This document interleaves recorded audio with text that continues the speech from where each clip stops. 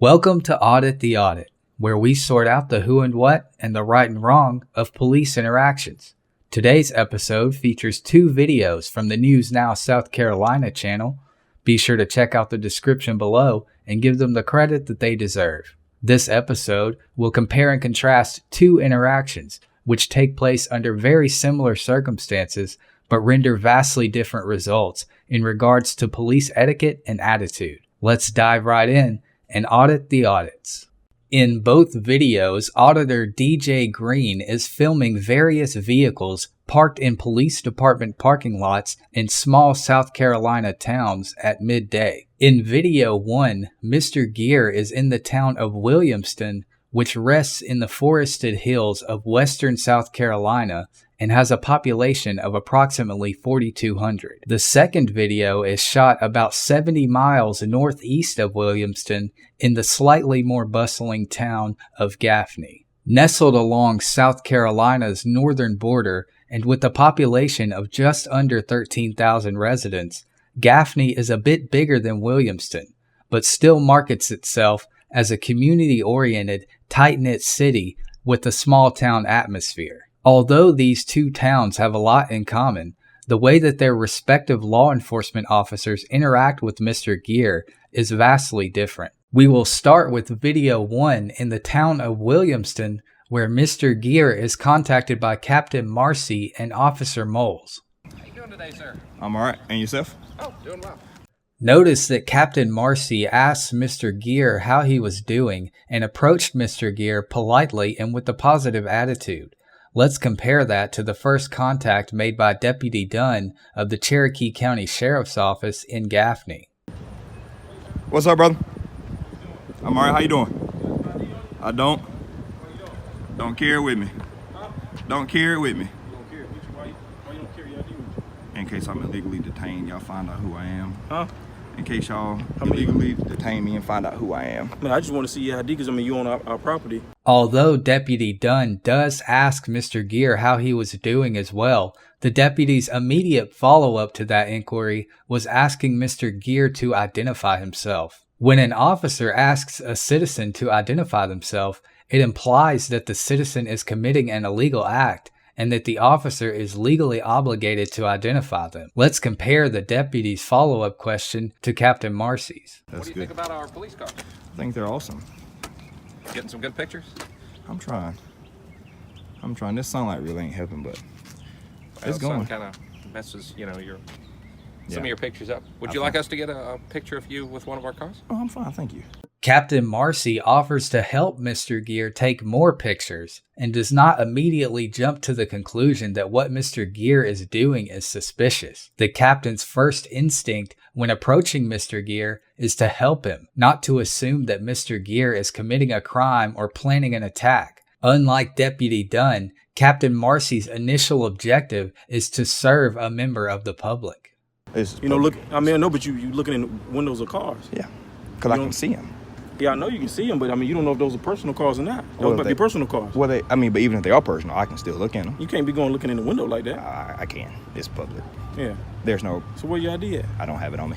Where's your ID at? I don't have it on me. I know that's where it was at. Where I left it, I don't really get what you're asking me that for. There's no legal obligation if you're asking me where my ID is right now.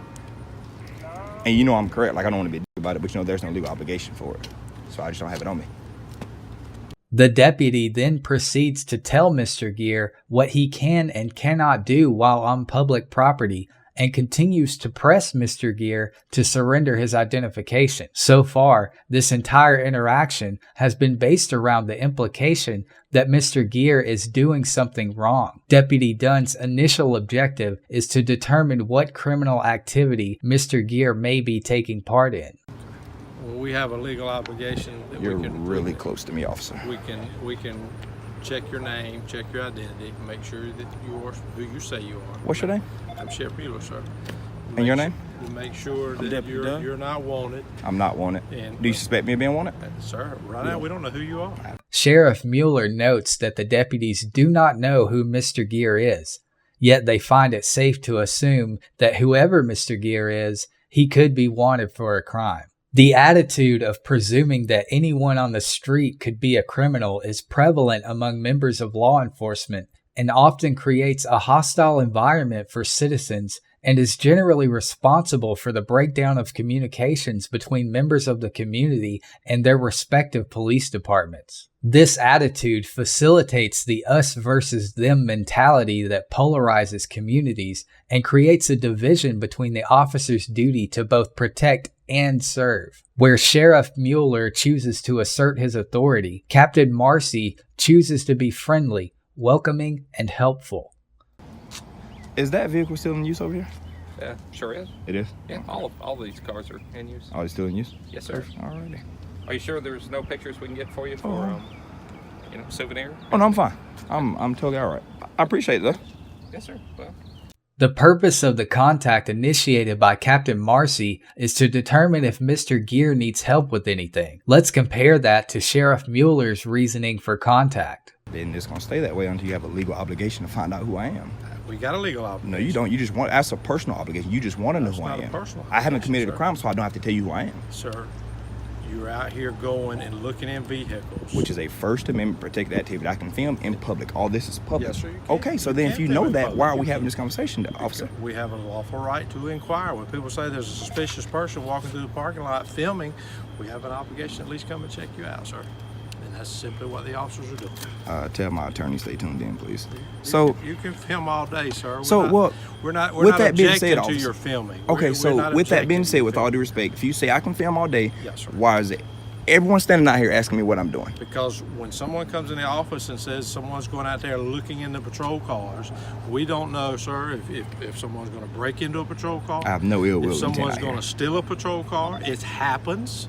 And so we have a lawful obligation to come out and inquire and check and make sure that everything is okay. Sheriff Mueller's intention is to determine whether or not a crime is being committed. The idea of helping Mr. Gear is nowhere on Sheriff Mueller or any of the other deputies' radar. The sheriff's idea of making sure that everything is okay amounts to making sure that no one is committing a crime and not actually maintaining the well-being of the citizenry of his town. Compare the accusational approach of Sheriff Mueller with the genuine candor of Captain Marcy and note the difference in the tone and flow of the two interactions. feel free to walk around our town. It's a great town here in Williamston. There's great restaurants, great shopping, absolutely great police department. And I've heard it's a nice area, Yeah, but I'm not absolutely. from the area. Just came here to do a story on the area. sure. I heard it's a good area. Now they say the clock is this way. I want to say Clock's right up there about 2 That a good blocks, place sir. to eat? Absolutely. it is. Yes, sir. I'm All gonna our go try it restaurants out. here are absolutely I've heard fabulous. they don't have a clock where I'm from, so I'm gonna have to go try the area out. Sure. And if you'd like us to take your picture with any of our statues, monuments, any of our buildings, cars, please. Are you let us chief know. of police here? No, I'm not. Captain? Yes, sir. You are. And Yes, your sir. name? I'm Kevin Marcy. Nice to meet you. Good to meet you, sir. Nice to meet you as well. And your name? Lauren Moles. Nice to meet you. Nice to meet you. Thank y'all for your service. All right. If we can I do appreciate anything it. for you, let us know. I will. Thank you. Thank you. Notice that at no point during the interaction between Mr. Gear and Captain Marcy did the captain ask Mr. Gear to identify himself. Instead, Captain Marcy chose to welcome Mr. Gear into his town and offered to help Mr. Gear in any way that he could. The captain had no qualms with Mr. Gear recording or taking photos of police vehicles on public property and even went as far as to offer to help him get better photos. Sheriff Mueller, on the other hand, It's not normal for people to walk through and film in this parking lot. It's not normal to walk around and film around a nuclear station or around any high secure area. This is a facility here.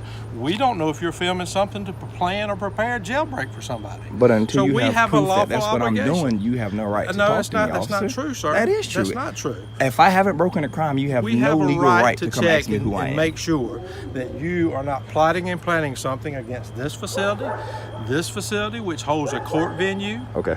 And so we have this inside this building. There's courtrooms, sir, which are open to the public. which are open to the public, but you're not allowed to take a camera into that area. But I'm outside, You can't officer. film. So why'd you bring up the inside if I'm outside? I'm telling you, You that's just why- reaching now, No, officer. I'm I've not done nothing reaching. wrong, I'm not and you know that I've I'm done not nothing wrong, reaching. and everyone out here knows I've done nothing wrong. We're You're not- reaching we're- for something. We're not reaching for anything. You are reaching, but it's not a crime. You're suspicious. But it's not a crime. We We investigate have a lot not of told suspicious you. crimes. Have you been told that you committed a crime? Can I ask you a question? The only important question that I want to ask you: Ask me. am I being detained? You're not being Absolutely. detained. Have a great day. Talk to you later, brother. Thank you.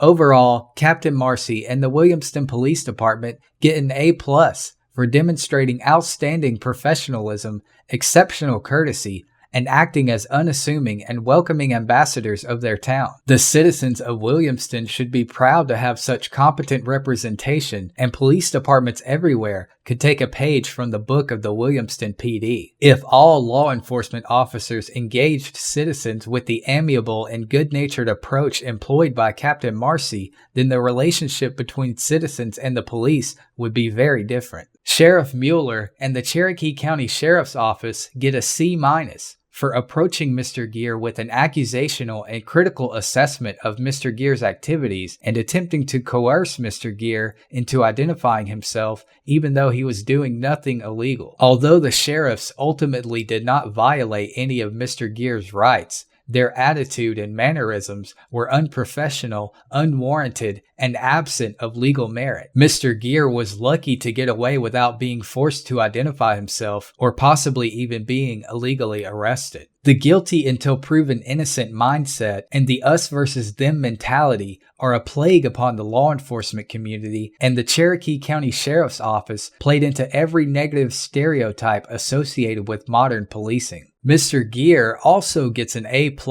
for being well-informed and vigilant about his rights without being provocative, vulgar, or rude in any way. Mr. Gear took an unwavering stance against the unprofessional behavior of Sheriff Mueller, dominated the flow of the conversation, and demanded the respect of the officers involved. Conversely, Mr. Gear remained courteous and respectful to Captain Marcy and did not make a senseless attempt to provoke a negative reaction. Many auditors make a concerted effort to extract a negative reaction from every public official they encounter instead of simply exercising their rights and allowing that to be the centerpiece of their audit. Mr. Gear's approach is very respectable and does not associate a negative connotation to the exercising of constitutionally protected rights. Many auditors, and the movement as a whole, could benefit from this style of auditing. Let us know if there's an interaction or legal topic you would like us to cover in the comments below, and don't forget to like and subscribe for more police interaction content.